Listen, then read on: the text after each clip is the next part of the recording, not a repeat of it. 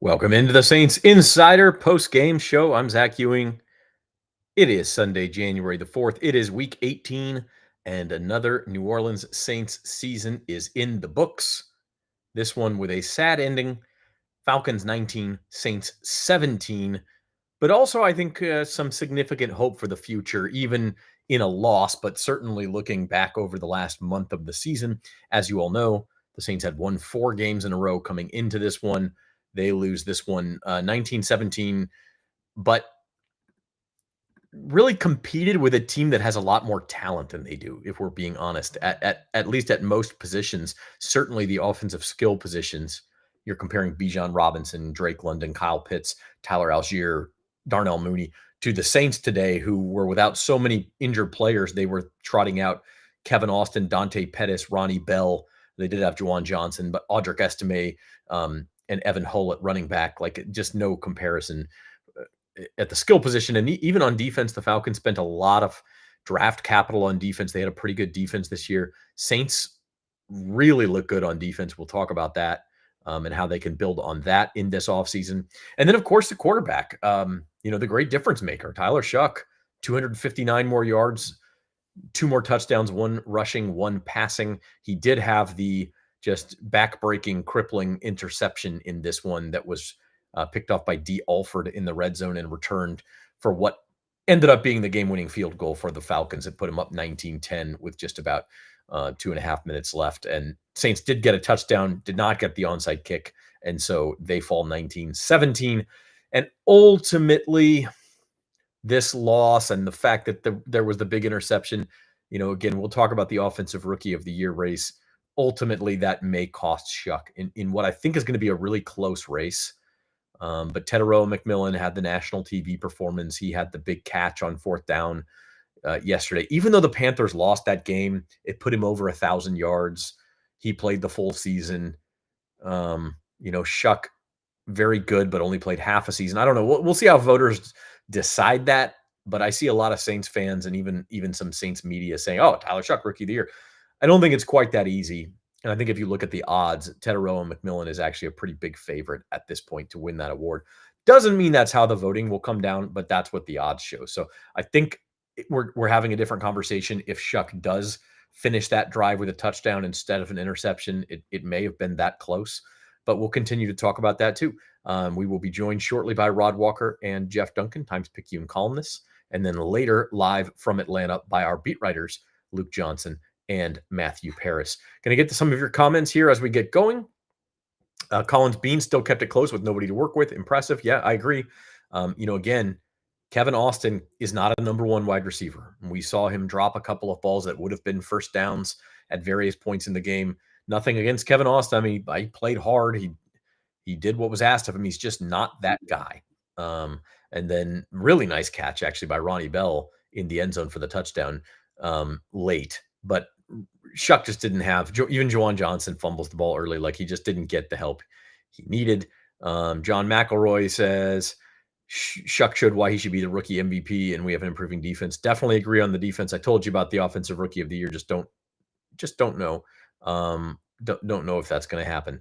But and then Mitch says the interception was a really good play by Alford, more than a bad play by Shough. That may be true, but look, I mean, they go on the quarterback's record book, and that's just kind of how that goes. So let's bring on Rod Walker. Let's see what he thinks. Times-Picayune columnist joining us live from New Orleans. Rod, the Saints fall 19-17. What are kind of your initial thoughts after this one? I think just considering the circumstances, I mean, I think they did about as well as you could have realistically expected. I mean, I know a lot of people may have thought they were going to be able to win this game. And they had a chance, which says a lot about them. I mean, I think Tyler Shough showed again that he can elevate a team even when you don't have your weapons, and he kept losing weapons in this one and lost Taysom Hill in this one.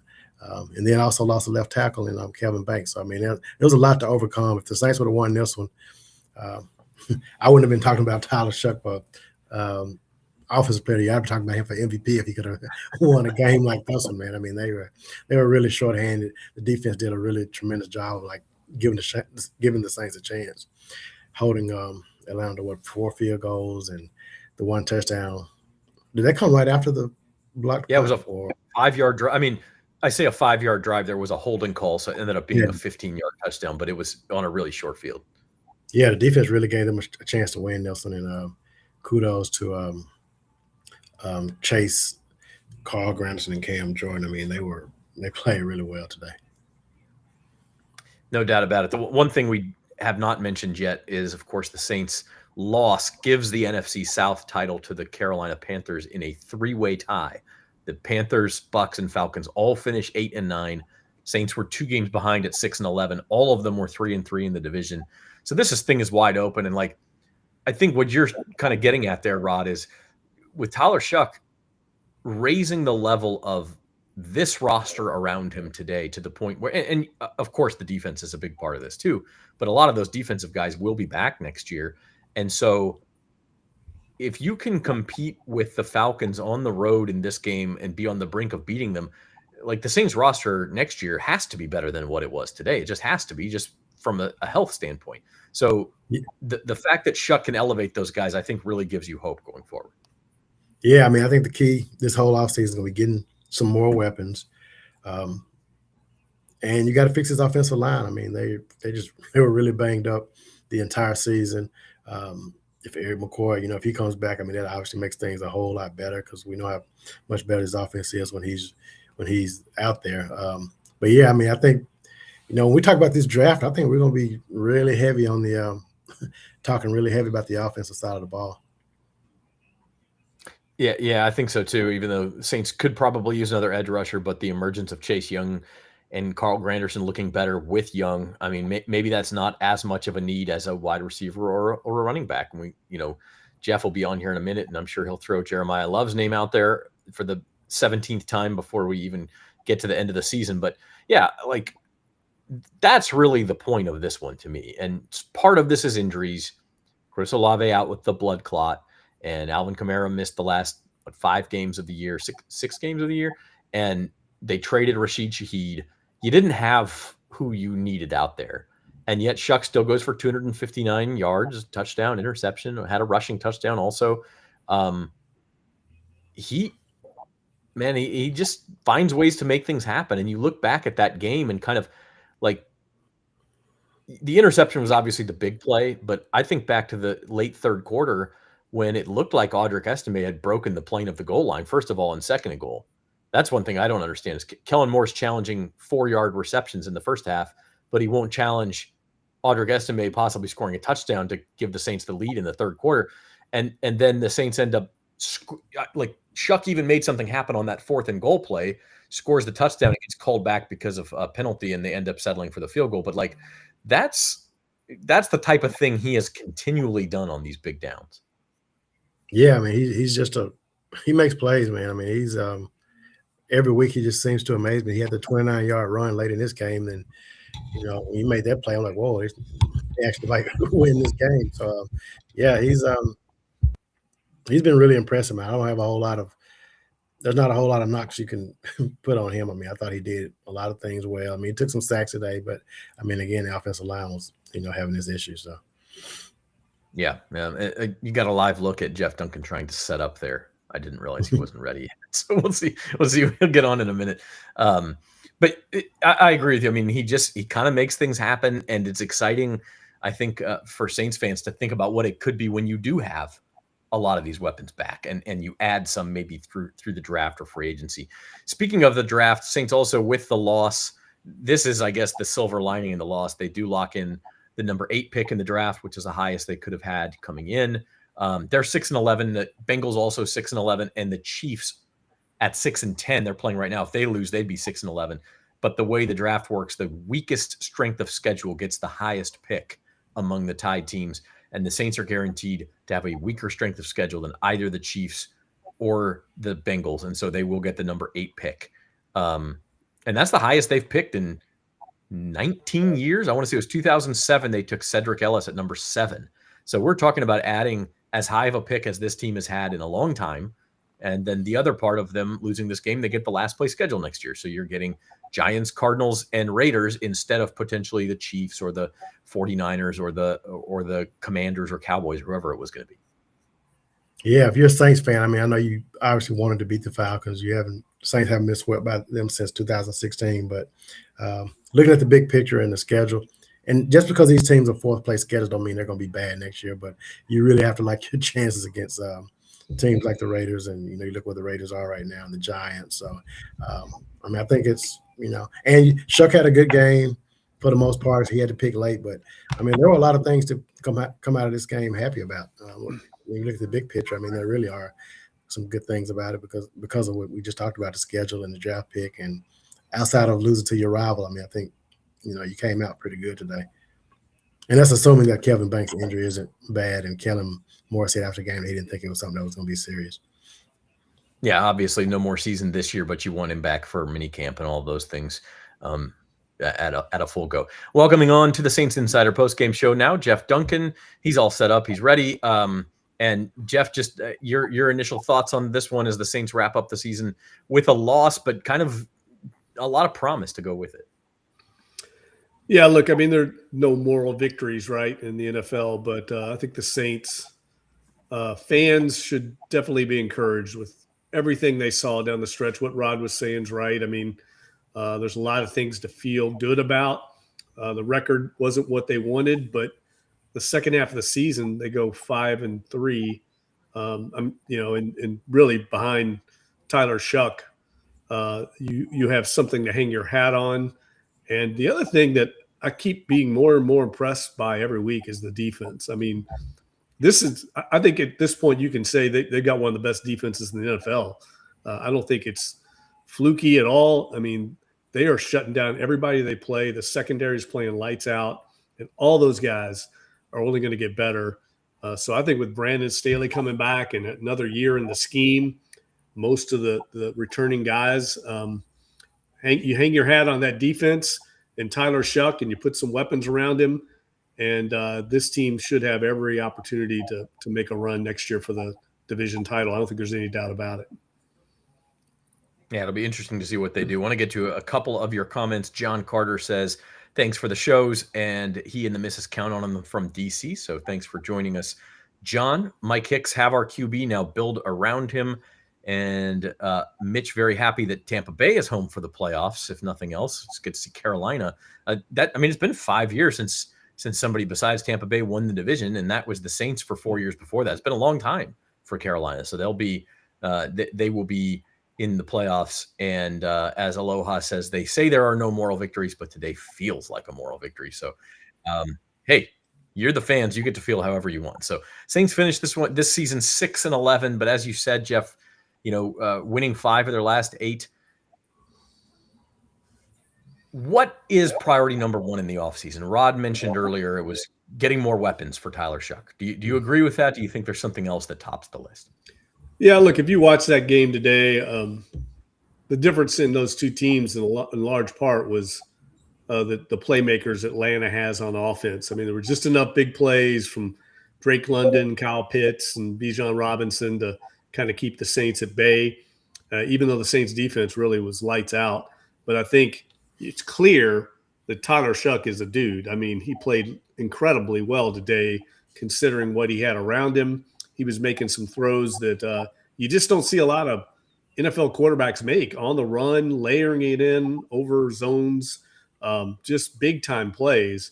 And it doesn't take too hard to envision if he's got better playmakers around him and more explosive playmakers around him, that this offense could go to another level. I mean, they were just kind of cobbling it together week to week. And with Kellen Moore calling the plays, I thought he had a lot of confidence in Tyler Shough. It just feels to me like they've got to add some type of offensive weaponry to what they already have to take the next step. I think the line can be bolstered a little bit. There's certainly some work that needs to be done there. But to me, they've got to add some weaponry now. The defense looks fine to me. I mean, you can always use a dominant playmaker on defense, but to me, offense has to be their area of address. You got anybody in mind, Jeff? Yeah, I think I do. I think that running back from Notre Dame would fit in perfectly. And look, I know we've talked about it a bunch. We'll talk about it in the future, but it makes sense. It's not like I'm just in love with Jeremiah Love and think that they need to take him.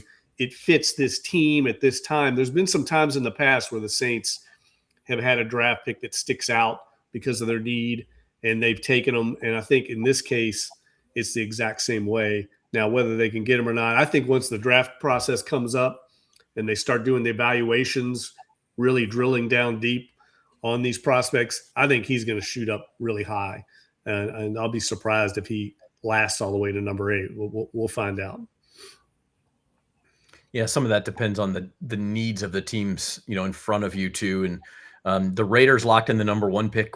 It's funny, we mentioned 2007. The Saints had Cedric Ellis at the number 7 pick. That was the last time the Raiders had the number 1 pick, and they took, of course, Jamarcus Russell from LSU. So the Raiders hope that thing goes better, and I think the Saints probably do too. Cedric Ellis was a fine player, just not the impact you want from the top 10.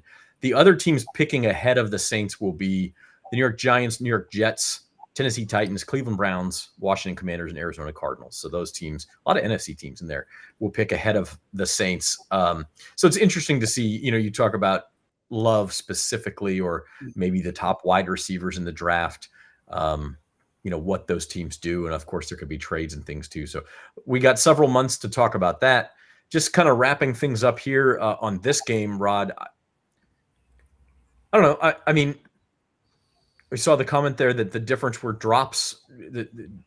And yeah, Kevin Austin dropped a couple of passes. Like we saw the nice touchdown catch at the end from Ronnie Bell. But ultimately, like, you could really tell that these guys were not starting caliber players.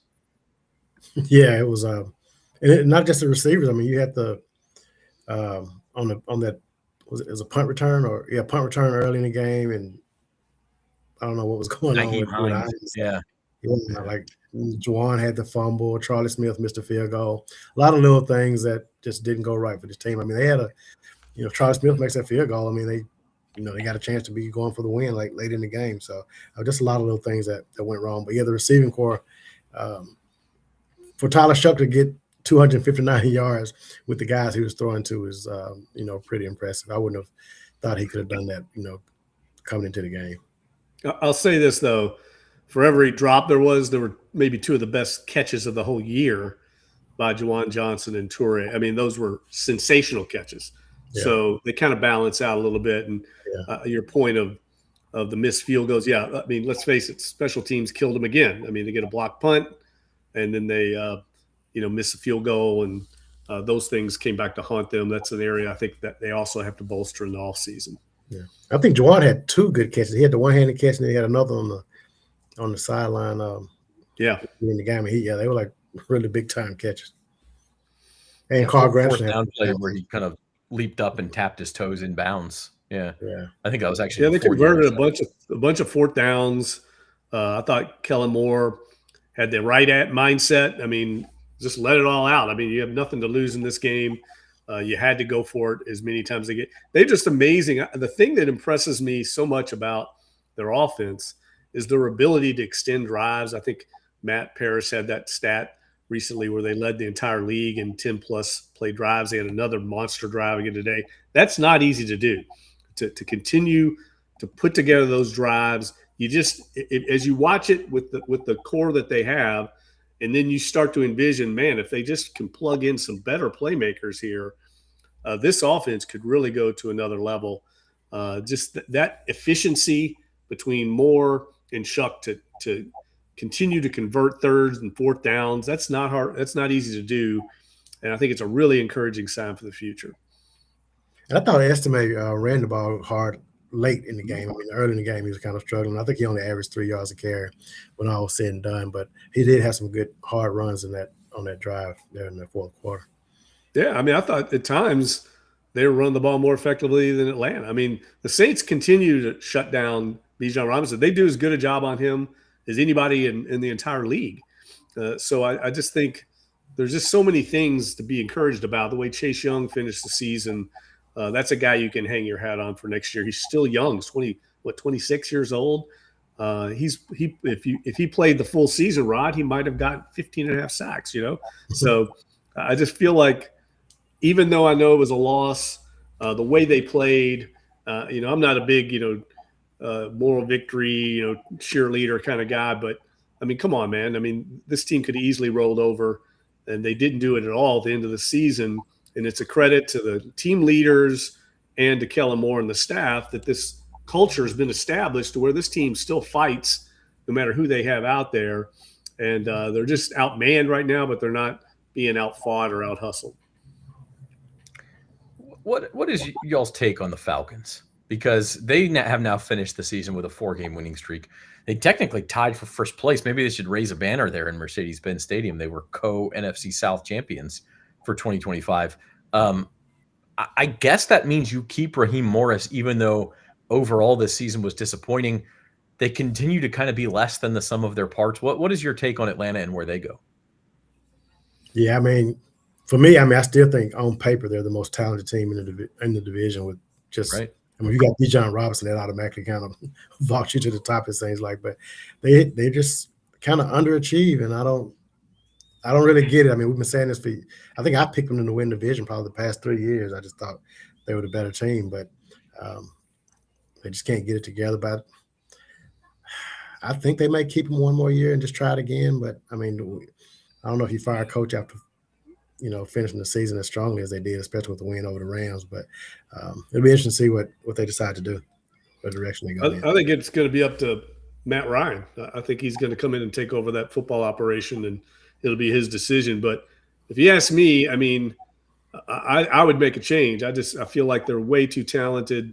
I think if you gave that same team to Sean Payton or Mike Vrabel or Kyle Shanahan or Sean McVay, they'd win double-digit games every year. I mean, there's enough talent there. They've got to figure out their quarterback situation. I mean, you can see when Cousins is pressured the way the Saints were pressuring him today, he's very average. He's just very average. And I don't know about Michael Penix at this point. So they've got an issue there because they got so much money tied up in the quarterback position. And they've got all these other answers with this young defense and the playmakers on offense, but it's a quarterback-driven league, and they don't really, I don't feel like have an answer right there right now.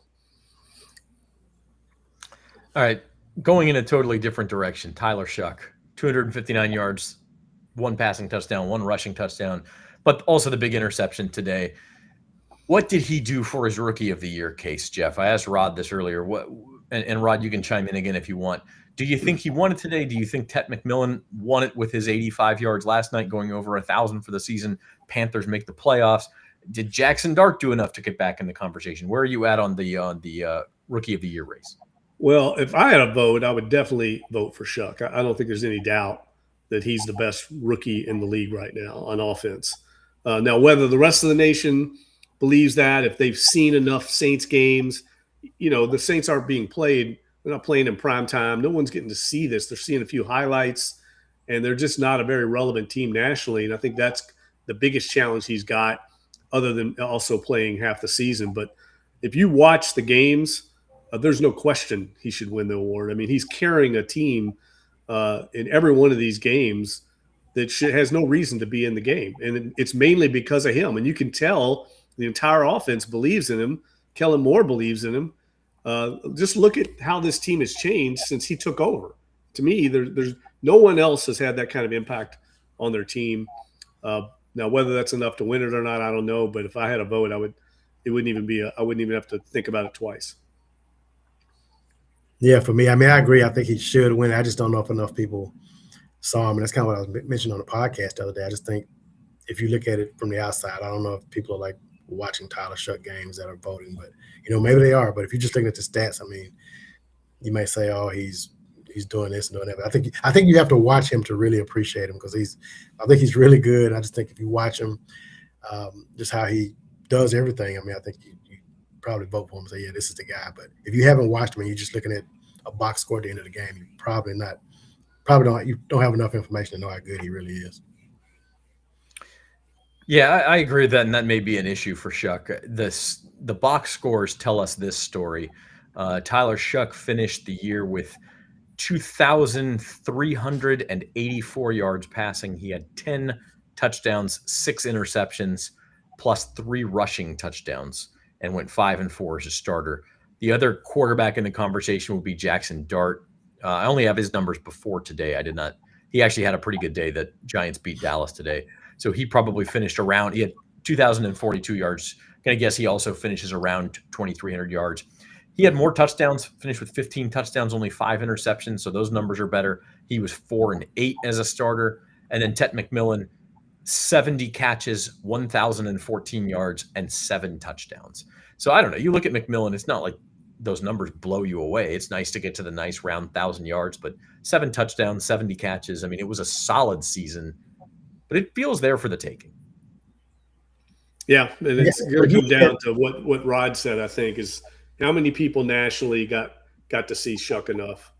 Because if you watch him play, there's no doubt. But I just don't know how many people watch him. You know, that's an AP award, so there's probably, I think, 50 AP voters. How many of them are paying attention to the Saints? It's really what it comes down to. But it would be a great feather in the cap of the organization if they were able to find the offensive rookie of the year, whether he wins it or not, in round 2. That's when you start looking at the Saints' future and you say, man, they found their left tackle of the future and their starting quarterback in this past draft. Man, that's a great draft. Those are 2 of the key positions in all the NFL, and the Saints have got pretty foundational pieces there right now. I think if you look at another thing outside of it, look at is, and I do think, I mean, again, I watch Shough, so I know how good he is. But if you look at him and say, okay, he didn't beat a team that finished the season with a winning record. We beat Carolina twice, the Bucks, the Titans, and the Jets. I mean, if you look at it that way, then that kind of hurts his case. Yep. I just think he's a guy that you really had to watch play to see how good he is. Yeah, and as Saint for Life adds, Dart also had 10 rushing touchdowns, so that deserves to be mentioned also, not just his pass. I think he had 25 total touchdowns. So there's, to me, those are the 3 clear candidates. Everybody else kind of falls short there. Guys, as we wrap things up with this and waiting on Luke and Matt to join us from Atlanta, but what's the biggest story for you going into this Saints offseason? They have found some stability at coach and at quarterback. Obviously, those were the questions last year. So we have a few things. You have a Chris Olave extension or not. You could always franchise tag him. He's got another year on his contract. Alontae Taylor is going to be playing the final year of his deal, or going into the final year of his deal. And then you have the draft, and we talk about the weapons. But for you, Rod, what is the biggest story going into this 2026 offseason? I'd probably say just what are they going to do with these veteran guys like Cam and DeMario? Like, are those guys going to continue to be the staples in the locker room, and or are they going to move on and just continue to go young like they kind of started doing this past offseason? So I would say that. But as far as just the draft and free agency, I mean, I think they just, like I said earlier, they just got to get some more weapons. I just don't think they have enough right now to take that next step. So for me, it'll be adding some receivers, and if they get, Jeff is starting to sell me on this draft pick, so I'm kind of leaning towards that way as well, just to get another home run hitter like the Falcons have in Bijan and the Eagles have in Saquon. I mean, that's the kind of guy you're probably getting. So if you can add that kind of guy, I mean, we know how good Kellen Moore can be with a running back like that, because he had one last year and they won the Super Bowl when he was the coordinator. So yeah, and look, the guys Rod's talking about, say DeMario, Cam Jordan, Alvin Kamara, Taysom Hill, those are 4 team captains. And I think they all probably have somewhat uncertain futures with the team. That's a big leadership void if all or some of them aren't back. Who steps into that void? I think this year was a lot about that. I think clearly Tyler Shough has blossomed into a key leader for an offense that didn't have much leadership. He's going to be a team captain next year, I guarantee you. But who are the other ones that fill in that void if some of these guys move on or retire or release for whatever reasons? That's going to be a huge storyline. And then obviously how they build this offense around this, exciting young quarterback that they have. Yeah, 100%. Lots of storylines out there. Kind of was looking up some of the offseason discussions here going on in the comments, about franchise tags and stuff. And we'll get to those discussions, guys, over the next coming years. Any staff changes you see coming for the Saints? It seems like they would be happy with this staff coming back. Maybe the exception of Phil Galliano, special teams. He's the one guy I could think of who you might want to go replace. That, of course, doesn't mean that guys wouldn't get jobs elsewhere and move on. Yeah, that would be the one I would say if there's anybody. Everybody else, I mean, you may have some younger guys that might want to, a more a bigger role somewhere else. But Galliano will be the only one that will be like a question mark, and be interesting to see in the next couple of days what they decide to do. I'll tell you the one thing that I have my eye on is if John Gannon is fired in Arizona, which could happen. He's really close with Brandon Staley. I would imagine Jonathan Gannon will have an opportunity to coordinate a defense somewhere. He's really well respected. But if there is some movement on defense with the Saints, if somebody gets promoted and gets another job somewhere or takes a job, I bet John Gannon's going to get a long, hard look from Staley. He'll have a landing spot in New Orleans if he wants it. If he doesn't have anything else, I would expect him to be a part of the Saints staff because but of course, he's still the head coach in Arizona for now. Yeah, obviously we'll get to know a lot going on tomorrow, which is known as Black Monday around the NFL. And I think it was Jay Glazer reported this morning, both Kevin Stefanski in Cleveland and Pete Carroll in Las Vegas expected to be let go tomorrow. And there certainly could be others. Giants and Titans already have openings at head coach. So I think Brandon Staley will be a head coach again someday in the NFL. You don't think it'll be as early as next season, though? I mean, he's probably back in New Orleans at least one more year. No, he wasn't even Jay Glazer had a really extended look at the coaching carousel today and had all the prospects in the coordinator ranks up there. And he didn't even have Brandon Staley on there. And I know he knows Brandon. So I would think he'll be back for one more year. And if he continues to do what he's doing with his defense, he's going to have a lot of opportunities to be a head coach again. He's done a phenomenal job this year. Probably the most overlooked factor in the Saints' resurgence. Tyler Shough gets all the attention, but this defense has played really, really admirably down the stretch. All right, guys. Rod, any final thoughts on Saints Falcons or anything else as we go into the offseason? Not really. I mean, I just think the biggest thing this season is, they 6 games. I didn't pick them to win 6 games. I think I picked them to win 4. So I think they somewhat overachieved. But the fact they found their quarterback, I think if they got nothing else out of this season, the fact they were able to find their quarterback of the future, I think that's kind of a win in itself and can lead to some optimism. Nobody thought this team was going to have a winning record anyway. Nobody thought this team was going to the playoffs, and they didn't. So I think if you're a fan, you got reason to be optimistic again. You feel better this time. You feel better now than you did this time a year ago. Or you should. I agree with that. How about you, Jeff? Yeah, no, I think that's 100% right. I think I picked them to win 4 games too, and it was looking like they were not going to get there at midseason, and everything changed once they went to Tyler Shough. To me, there was almost like 2 different seasons for the Saints. I know they played a lot of good teams at the beginning of the year. They were 0-5 against teams finished with winning records. They still have a long way to go to compete with the top teams in the league, but that's not what this is about. It's about taking those steps and laying a foundation. And the foundation that Kellen Moore and the staff have laid has been very impressive. I think at midseason, people were questioning everything about the Saints, and I think they had a lot of answers in the second half. All right. Those guys are Rod Walker and Jeff Duncan, columnists for the Times-Picayune. They got writing to do. Rod, you got a Pelicans game to go pay attention to, another franchise that's just all about the feel goods right now, man. So we'll let you get to that, and we'll say goodbye. Thanks, guys. All right. Take care. So taking Rod and Jeff off the screen, still awaiting visits from Atlanta live from Mercedes-Benz Stadium. Luke Johnson and Matthew Paris will be with us. I'm going to hang out with y'all for a few more minutes, look at some stats, some comments. We'll go through the game until they get here. I don't know exactly where to start. I did show some of the comments as Rod and Jeff were talking. Let's see. Mark Hugh, the maestro, says, you can draft the next coming of Jim Brown for all I care. If the O-line doesn't get solved, it's for nothing. Saints haven't had a 1,000-yard rusher in 8 seasons. And I understand what you're saying. I also think you have to let Talifuanga and Kelvin Banks kind of grow in those tackle roles. You have a center in Eric McCoy. Yeah, he can't stay healthy, but you're not going to go draft a center that high. You're certainly not going to go draft guards in the top 10 either. So I think you're in a position where with that number 8 pick, you have 2 choices. Well, 3 really. You can draft a skill position player, which this is what they need. Or you can draft an edge rusher.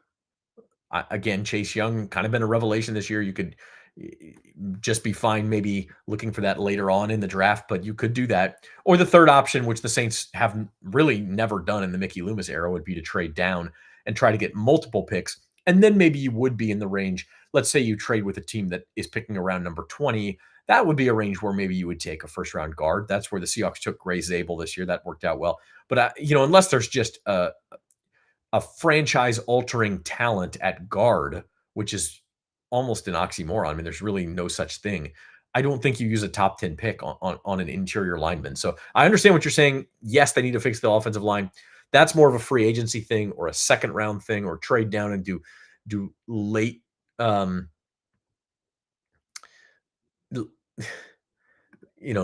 in the first round. I don't know. I'm kind of with Saint for life here. The Saints can find a veteran guard and veteran wide receiver would be a priority. Nose tackle has to get addressed. Yeah, nose tackle is another good one. Not a place you generally use a top 10 pick. That'd be more likely than an interior offensive lineman. So interesting decisions await the Saints, but they will have a little more wiggle room in free agency this year than they've had in the past. Brian says he's happy with the finish. Hope they can fix the slow starts. That's a good point. We haven't mentioned that. Saints got outscored again 7-0 in the first quarter today, and a lot of that was the blocked punt and just some poor offense. The Juwan Johnson fumble didn't help. But they were outscored by 93 points in the first quarter. We went back and looked. That's the worst mark by any NFL team since 2000, which is as far back as we could find with initial research. So you're going back 25 years, no team has had worse first quarters than the Saints did this year. So the fact that they finished 6-11 after all that, and even during this winning streak, they were having to rally. They had to rally past Carolina, Tampa Bay, Tennessee, tried to rally today, couldn't do it. Tried to rally in Miami, couldn't do it. I mean, even as they were playing well to end the season, those slow starts were a huge, huge problem. Let's see. Brian, another comment. Yes, the Saints are confirmed to be picking 8th. They have the same record as the Cincinnati Bengals, but they would own that tiebreaker. And the Chiefs are at 6-10. They would own that tiebreaker as well. And there's no teams at 5-11 that could catch them at 6-11, so to speak. So it will be 8th. Yeah, as Mitch says, hopefully you can fix some of the O-line in free agency. Northern Saint wants to draft the best player regardless of position. I mean, I agree to a certain extent. You're not going to draft a quarterback, though. So like that doesn't completely fly. But yeah, and you're probably not drafting an offensive tackle for the third straight year either. Fuaga will be moved to left guard. Best case scenario is we draft the offensive tackle from Utah, put him at right tackle. I don't think you give up on Tali Fuaga as a tackle after 2 seasons. He's been fine. Is there room for improvement? Sure, but I just don't think that that's going to be the path they're going to take here. First of all, the move from tackle to guard is not a gimme. Not every player can do it, and not every player will improve doing it. Second of all, I think they think more highly of Fuaga than that. Now, he had some injuries this year. That's got to be a concern going forward. Some of those, I think the back and the knees both sound like they could be like lingering type injuries. That part is a concern. And then I think the third thing is the opportunity cost. If you do that and draft another offensive lineman, you're giving up on the chance to draft an impact player at another position. So I understand best player available. I think that only works to a certain extent. I don't know that you would do that at any position. Certainly you're not drafting a quarterback at number 8. So, there are exceptions to that. All right, let's go through this one just a little bit as we wait on Matt and Luke. Falcons beat the Saints 19-17. Falcons struck first touchdown in the first quarter. It was a 15-yard touchdown pass from Kirk Cousins to Drake London. That made it 7-0 with 3 minutes left in the first quarter. It was set up by the block punt. Kai Kroger had his punt blocked. Second time that's happened to him in the last month or so. I think the third time this season. And I don't know that I really blame him for this one. The protection was bad. They were on him and really quickly, and the punt gets blocked. It goes straight up in the air, recovered at the 5-yard line. Falcons actually took a holding call and still scored on the 15-yard pass. So one of the rare occasions Kirk Cousins had time to throw today, and he found Drake London. The Saints just couldn't cover the Pro Bowl receiver for that long, and he gets the touchdown pass. It was kind of a wild first quarter honestly. Falcons go 3-and-out to start. Saints gain 19 yards on their first play, but Juwan Johnson fumbles. A.J. Terrell knocked the ball out. Xavier Watts having a great rookie year. He recovered it for the Falcons. So just like that, Falcons are inside the Saints 40, but they go down, drive inside the 20, and then Carl Granderson with an interception of Kirk Cousins. What a great play that was. But then Saints go 3-and-out after that. Falcons go, I guess, 4-and-out. They got one first down via a holding penalty, but went 3-and-out. Saints get it back. They go 3-and-out and have the punt blocked, and that sets up the touchdown. And that was really your first quarter. Saints actually still had the ball at the end of the first quarter and were in range for a long Charlie Smith field goal within the first minute of the second quarter, but he misses the 56-yarder. Again, we can talk like you always want to make field goals, and there's some guys in the league who make them. Charlie Smith, I think, is 6 for 8 from 50+ yards this year. You've got to take that percentage, guys. He's gonna miss some. You're not going to hit them all from that range. He missed a 56-yard field goal, so missed opportunity there for the Saints. Falcons go down, get their own field goal. That was a 40-yarder by Zane Gonzalez. That makes it 10-0. Saints answered with their best drive of the day. This was despite several holding calls, and this was also the drive Kelvin Banks left with his injury, and yet the Saints still got it down, and they scored on Tyler Shough's 1-yard scramble with 4:31 left in the half. That cut the lead to 10-7. Falcons go 3-and-out, and this was kind of a key moment in the game too. The Saints got the ball back with 2:48 to play with some momentum. Had they been able to score on that drive, they at least tie the game, if not take the lead, and then get the ball coming out of halftime. Instead, they got one first down, but then had to punt. Falcons do not get any points in the final minute of the half, but then the Saints, again, one first down and punt to start the third quarter. And the Falcons able to go down and get this time a 51-yard field goal from Zane Gonzalez. That makes it 13-7. Then the Saints go on a really long drive, 14 plays, 56 yards, 6:35 off the clock, and they settle for a field goal. This was the drive we've talked a lot about. They had 2 fourth down conversions, 4th and 4 from the Atlanta 43, where Shough kind of floats a pass to Juwan Johnson, makes a really nice catch along the sideline, 14-yard gain. Next series, they go for it again on 4th and 3. This time, Shough to Taysom Hill, 13-yard gain. Taysom Hill got hurt on that play. He left. Was that his last play as a New Orleans Saint? Maybe. He did get the first down, 13 yards. It was 1st and goal. Saints, and I talked about this earlier, Audric Estime on 2nd and goal goes straight up the middle and dives for the goal line. And I sure as heck thought on replay he had that ball to the goal line before his knee hit. And Kellen Moore challenged 2 plays in the first half. He was 1 for 2 on them. And one of them, the one he got, was like a 4-yard completion that he, I don't know why you challenge that. It allowed the Saints to run the clock to the 2-minute warning, but it's only 4 yards. So I don't know. But then he doesn't challenge this. So it looked like it was a possible touchdown. And instead, the Saints eventually get forced into 4th and goal. Tyler Shough finds Kevin Austin for the touchdown, but they called a pick play on Dante Pettis, offensive pass interference. On replay, I think it was the right call. That's my opinion. And so the 10-yard penalty puts them back 4th and goal at the 11, and this time they just choose to kick. Charlie Smith makes the field goal. So it is 13-10. It became 16-10. Falcons on a long drive of their own that took up 6.5 minutes and finally stalls in the red zone. Zane Gonzalez field goal, 16-10. Saints go 3-and-out. Defense gets a stop, and then we come into the end game scenario, the final 6 minutes, where Saints put together a drive all on the ground. Estime for 5 yards, Estime for 9 yards, Estime for 9 more yards. Tyler Shough up the middle for 29 yards. Looked like the Saints were going to get it. Evan Hull for 3 yards. Then they take a shot at the end zone. And that was one where it's like, you're running the ball effectively. Should you take that shot at the end zone? They tried. It was out of the reach of Ronnie Bell. So that's incomplete. It's now 3rd down, and they kind of have to throw again. And this is where D. Alford makes that interception, jumps the route intended for Toure, and returns it 59 yards. It was Audric Estime who finally pushed him out of bounds. But that sets up a Falcons field goal. Even though they didn't get anything yardage-wise, they only picked up 7 yards on the drive. They were able to make the Saints call all 3 timeouts before Zane Gonzalez kicked his 4th field goal, made it 19-10. And with just 2:52 and no timeouts, the Saints did go down and get a hurry-up touchdown on the 16-yard pass from Shough to Ronnie Bell. But that was with just 1:11 left and no timeouts. And Falcons recover the onside kick, and that was that. That was the ball game. So that's your quick game recap. Going back to some of the comments, my son asked me who went number 1 before Chase Young went number 2 to Washington. I believe that was Joe Burrow that year, 2020 draft, I believe.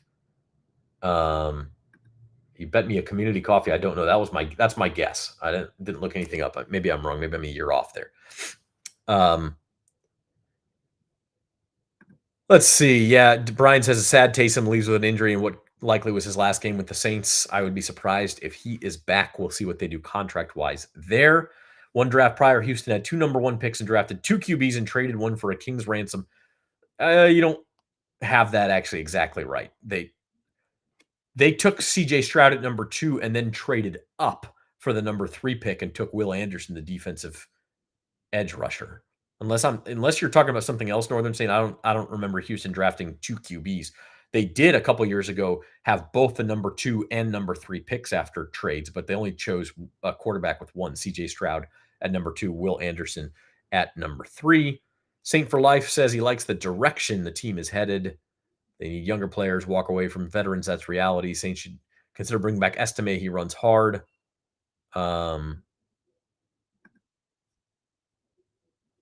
Mitch, bad spot on Estime run, but he didn't score. Maybe I'm wrong. I mean, I would have to look more carefully at the replay. I sure thought he got in. You had issues with the offensive passer. I really didn't. I thought it was a pick play.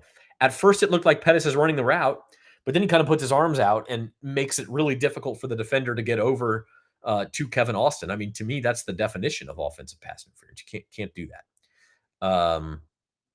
Saint for Life says, in your opinion, Taysom is retiring. Good chance Cam might as well. I think Cam, that may come down to kind of a family talk. We'll see what Nicky Jordan wants to do.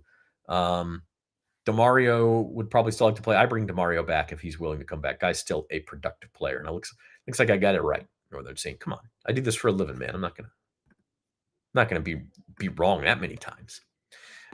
Looking at some final stats from this one. Again, Tyler Shough finishes with 259 yards passing.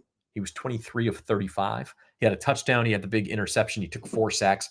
It was a good game, especially considering all the weapons he was missing. I just, again, Rookie of the Year discussion. I don't think it was the type of game that wins you Rookie of the Year, and he needed to go win it. He had probably the biggest TV audience he's had all year because of the implications this game had on the NFC South. And so people were watching. People had just seen Tet McMillan on a national TV game on Saturday. And Shough was good. And I know it's not all his fault because there were a lot of weapons there and the Falcons have a good defense. But that interception to me probably cost him the Rookie of the Year. That's again, just my opinion. He did have 3 carries for 34 yards and a touchdown rushing. Audric Estime, 21 carries for 63 yards. Kind of a workhorse, not all that productive.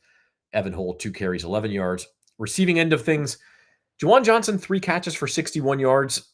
Kind of a disappointing day for me for Juwan, considering he was clearly going to be your number 1 target. Of course, the Falcons defense knows that too. But when you combine the fact that he only had the 3 catches, one of them ends with a fumble. The other 2 were pretty big catches now. I mean, I'm going to give him that. But again, just a little bit disappointing there for me for Juwan. Dante Pettis, 5 catches, 60 yards. Estime also had 43 yards receiving with 5 catches. So he goes over 100 yards from scrimmage, 106, I guess it was. Kevin Austin, 4 catches, 37 yards. Taysom Hill, 3 catches, 32 yards. Ronnie Bell, 2 for 23 and the touchdown. And then Samori Toure, 1 catch for 3 yards. He was the intended target on that ball that was intercepted by D. Alford. Defensive side of things, pretty darn good day for this defense, guys. Pretty darn good day. Carl Granderson, a sack and a half, 3 tackles for loss. Chase Young, a sack and a half, 2 tackles for loss. Cam Jordan had a sack and 2 tackles for loss. Cam Jordan and Chase Young both go over 10 sacks for the year. Jonah Williams had a big tackle for loss on that defensive line. That's 9 tackles for loss for this team, 4 sacks. Pass deflections, Kool-Aid McKinstry, boy. That guy looks like he's the real deal. He had 4 passes defended. At one point, he looked over at the Falcons sideline and said, "You guys stop throwing to me," because he kept making plays. He took a sophomore jump this year. That's really encouraging. Quincy Riley, the rookie, had 2 passes defended. Carl Granderson, we know, had the interception. Chase Young had a pass defended that he deflected. So just really, really, really good day from the defense. Really good. Very impressive on a lot of different facets. Kai Kroger had over 50 yards per punt. And is that even? No, I guess that doesn't include the block punt. But he had over 50 yards per punt, but the block punt sure puts a damper on your day as a punter. All right, Luke Johnson is with us live from Atlanta. We're going to bring him on. Luke, how's it going there? Hey, buddy. Doing pretty well. How are you? We're all right. We're talking a little Saints Falcons. I'm hearing the term moral victory being thrown around. Any optimism in the Saints locker room after that loss? Yeah, plenty of optimism. I think they obviously all disappointed in not getting the win today. But I think they all, judging by everybody we talked to, they all sounded like they feel very good about where this thing's headed, even after the loss today. I don't think that changes or undoes a lot of the good vibes that have kind of built up over the last month or so of the season. Yeah, absolutely. The other thing we're talking a lot about is this Saints defense. I thought they looked really, really good. Kind of kept this team in the game when the offense was clearly shorthanded. And these are all guys who, I mean, for the most part, the Saints will have the option of bringing most of them back next year. So I think that's where you start to build this thing.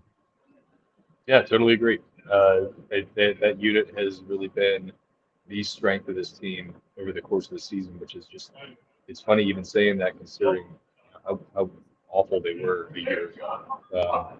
They came a long, long way in the first year under Brandon Staley. He's got guys like Chase Young playing the best football of his career. You see what the true potential Chase Young is after a game like that. Cam Jordan, he's obviously and Mario Davis in a really strong season at 37 years old. He already says he wants to come back and play next year and see what happens with him. But if they want to get those guys back, they'll have options. And we'll see what Staley does in kind of reshaping this defensive roster to be exactly what he wants them to see, kind of what the potential is for this team. Did the Falcons just blow a train horn on you while you were talking? Is that? It's been going on randomly here in the last 5 minutes. It's just been blaring it every 90 seconds or so. So we'll see. We might get another one in the show. Thanks for that, Atlanta. We appreciate that. No, but I agree with you on the defense, and we're going to bring Matt Paris in too, and so we can have you guys talk as we go here. And Matt, we'll just get your initial thoughts on Falcons 19, Saints 17. I thought it was the game that the Saints played relatively well, and they just couldn't. They didn't have the manpower to ultimately pull off the victory. I thought the shorthandedness at wide receiver really showed itself, and then I thought the interception from Shough was pretty bad too. But that's the way it goes. He is a rookie after all, and he played really well. Besides that. Yeah, Shough did explain what happened on that interception. It was basically the defender came off his coverage. They had run this kind of double slants concept a number of times in that game, and he gambled that it paid off on the play. So basically, he jumped off his coverage as Shough was throwing the ball. So it looked bad, but I think that's one where you can say that was just a great play by the Falcons defender. Yes, but there were also 2 other defenders right in the area. I mean, it wasn't. I'm not killing the guy. I just. No, I'm not. I'm just offering some context for what. Sure. Yes, that is what happened. Yes. So it wasn't. I was just saying it wasn't as bad as it looked. Right. Yeah, and I do think, and we can kind of launch into the Rookie of the Year discussion here if you guys want. That sort of thing is going to hurt him optically as much as a fourth quarter comeback to, by the way, knock Tet McMillan and the Panthers out of the playoffs and just kind of, cement himself as a winner would have been a lot different, even if the pick's not totally on him. like I do think that probably was pretty damaging to his Rookie of the Year case. What do you guys think how that will turn out? I mean, I'm sure it'll factor in, but at this point, I really think that it's just a coin flip. You can say like that really hurt his cause for the one catch for 5 yards that McMillan had against the Seattle Seahawks hurt his cause. The 33-yard passing game that Jackson Dart had against the Minnesota Vikings a few years ago hurt his cause. I mean, like, I think the fact that he's even in the conversation as like a potential favorite for this after 9 starts is really, really encouraging. And if he doesn't win it, I don't think it really matters. It really matters the Saints on their guy at quarterback, somebody they can build around. Yeah, I think it's more so the sample size is what would ultimately hurt Shough. Is 9 games enough to win Rookie of the Year? I don't know, but I think he made as strong as a case as he possibly could. And doing what he did today, I mean, every single one of the receivers and running backs that played for the Saints today was either unemployed or on a practice squad to start this year. These are not like the guys that even he'll be throwing to next year. To throw for 250 yards and have the team in position to make a game of it late was impressive. I don't know if he's the Rookie of the Year, but I do know that the Saints found their guy at quarterback. We'll go through this game just a little bit, and we'll let Northern Saints comment here about Matthew. And that striped shirt would do a better job than the Jokers in striped shirts on the field. How about the offensive pass interference call that wipes out the Saints' go-ahead? What would have been the go-ahead touchdown? They end up having to kick the field goal. There was a play earlier on that sequence where I keep saying I don't understand why Kellen Moore didn't challenge that Audric Estime had scored, first of all, but then they end up getting the OPI. What are your thoughts on that sequence? Yeah, the challenge is a more of an interesting case. I wasn't in Kellen. Did he address that at all, Luke? He did not. Yeah. The Dante Pettis play, like Tyler Shough said, that wasn't a designed pick play. Pettis still ran into the guy. I mean, he pushed him off the spot. I get why that was called. I also understand why the one yesterday against Tet McMillan that drew a lot of controversy was called. I'm generally more okay with some of those calls. It wasn't the worst Saints call we saw this year. That would go to the Carl Granderson roughing the passer in, I don't remember what game that was, but that was easily the worst call I saw this year. I forgot about that. Yeah, I'm with Matt. I mean, like, if you're running into guys, even if it's incidental, I mean, it's gonna draw the eyes of the officials. They completely knock the guy down. So, you could debate whether it was or was not an OPI, but I think it's not one of the most egregious things I've ever seen. So there was a lot of like plays that could have been penalties that weren't in that game. A lot of plays that were penalties where I was like, I don't know about that. It was just kind of a weirdly officiated. Yeah, it's kind of a game of inches, and I think the reason it came down to that, we agree, is the Saints' defense. I asked Luke about this, but Matt, this is a unit that has the option to bring a lot of these guys back. Chase Young looks like he's turning into a star before our eyes. I mean, this is another really promising performance from this D. It was, and it's. I've been saying all year on the show that this team needs a pass rusher. This team needs a pass rusher. This team needs a pass rusher. Well, Cam Jordan finished with 10.5. Chase finished with 10, and even Carl Granderson, he finished with 6, I think. And I still feel like they need kind of that someone to complement Chase Young to be that kind of star. But I think Granderson and Jordan are, as good as you could ask for in terms of like either rotational or just like a solid starter across from them. I feel like they kind of still need I feel like I would still go toward that in round 1 if a receiver isn't there. But my view on that position group is higher than it was at the beginning of the season. Yeah, for sure. All right, before we let you guys go and finish writing, just some final thoughts as we head into the offseason. And we talked earlier, the draft pick is locked in at number 8. The schedule will be a last place schedule. All those things are nice.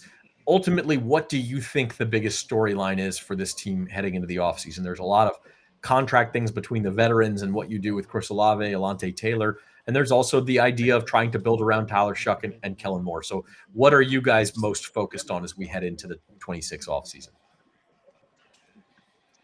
I'm going to go I'm first.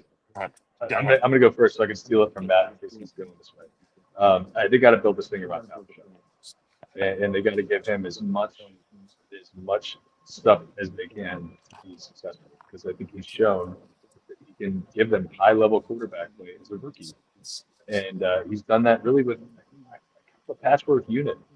They got good play out of their left tackle, their rookie left tackle. You feel good about that. They got okay play from Taliquaga, who was kind of battling injury all year. They rotated the whole cast of characters in and out at receiver, running back. Give him some playmakers, because like defense is something that is kind of volatile year to year. You see teams that have really good defensive efforts and then just kind of falls off one year. It's really hard to maintain that year after year after year. I think we can, but it's just not something I think you can count on. And offense is a lot more repeatable. And the Saints offense, while it was really exciting at times down the stretch, and we saw a lot of good things like Tyler Shough, they're still finishing toward the bottom of the league in a lot of the important numbers, most notably in scoring. So get the guy some help and get that side of the ball where it needs to be, so it can do a lot of good strength.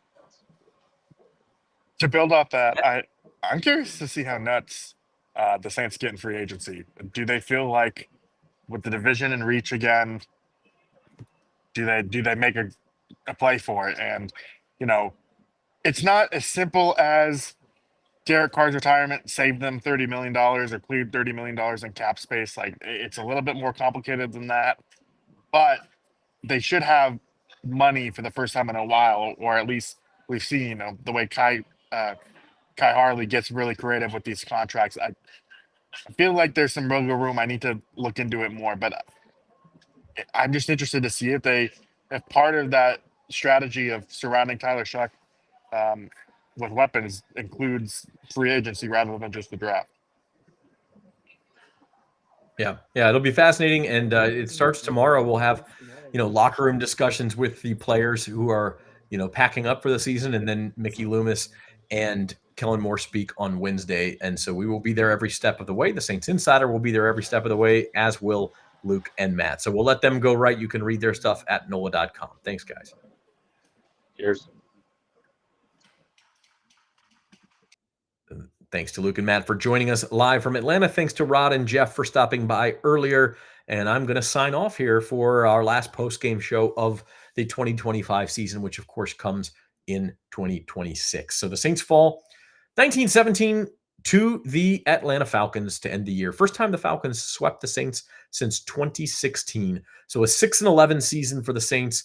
But again, as much as it's disappointing to have losing seasons, that will never not be the case, but you have to think of this one as a little bit of a light at the end of the tunnel season. Tyler Shough looks like he's the answer at quarterback. Kellen Moore, I think, looks like the answer at head coach. Brandon Staley certainly looks like the answer at defensive coordinator. You've got a lot of the same pieces coming back in 2026. Can you get a little bit younger and a little bit more talented at key positions? We will find out. And maybe find a way to stay a little bit healthier. Some of these guys are very injury prone, and that has been a problem too. But look, the NFC South, Carolina Panthers are NFC South champions this year with an 8-9 record. All three of the other teams in the South finished 8-9. Saints 2 games behind them. Can they close that gap next year? I don't think you can count on the winner being 8-9 next season. I think, most years you're still going to need at least 9 or 10 wins to get it. Can the Saints get there? That's going to be the question. We will find out. We will talk about it on the Saints Insider. We will write about it on NOLA.com, and we hope you join us for all of that. So until our next show, which will be coming up your way, I think Wednesday after Mickey Loomis speaks, we will definitely have a podcast for you. We will talk to you then. Thank you for joining us.